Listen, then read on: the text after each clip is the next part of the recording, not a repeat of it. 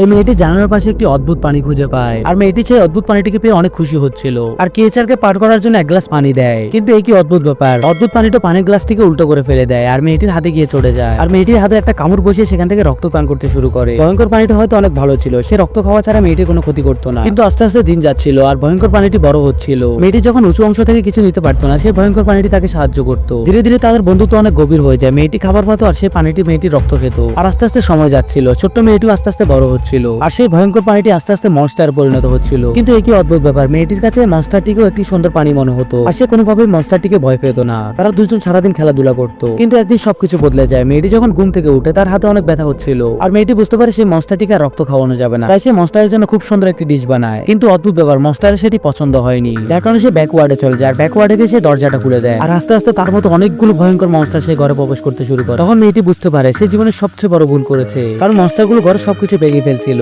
আর মেয়েটি ভয় পেয়ে সে ঘর থেকে পালাতে যাবে। কিন্তু আফসোস, তার পালিত বন্ধুই তার শত্রু হয়ে যায়। সবগুলো মনস্টার মেয়েটির দিকে এমন ভাবে হচ্ছিল, মনে হচ্ছিল মেয়েটির আজকে শেষ দিন। কিন্তু আফসোস, যাকে সে রক্ত খাইয়ে বড় করছিল শেষকালে সেই তার পা নিয়ে নিল। ডিসক্লেমার, এক্সপ্লেনেশনটি সম্পূর্ণ কাল্পনিক, কেউ এটাকে বাস্তবতা অথবা ধর্মের সাথে ইন্টিগ্রেট করবেন না। ধন্যবাদ। এটা হচ্ছে আপনার আইকিউ টেস্ট, বলতো থেকে 9+9 কত হয়, আর আপনি যদি এই জায়গায় ক্লিক করেন তাহলে খুব সুন্দর একটা ভিডিও দেখতে পারবেন।